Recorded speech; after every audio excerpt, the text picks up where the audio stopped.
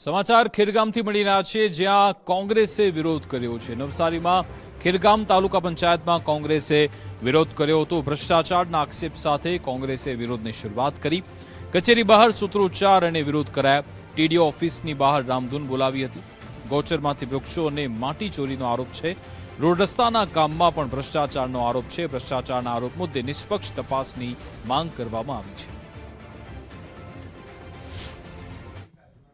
બેજ ગામમાં સરકારી ગૌચરની જમીનમાંથી લગભગ 3000થી વધુ ગાડીઓની માટી ચોરી થઈ છે અને માટી ખનન કરતાને ખુલ્લેઆમ સરકારે જે સરકારી અધિકારીઓએ ટેકો આપ્યો છે, ત્યાંથી ઝાડો કપાયા છે અને એ ઝાડોની પણ ચોરીઓ થઈ છે। જ્યારે અત્યારે ખેરગામ તાલુકામાં એક રસ્તો એવો બન્યો કે જે આજે રસ્તો બન્યો અને બીજા દિવસે રસ્તા પર જાય તો એ રસ્તો ઉખડી જતો હતો।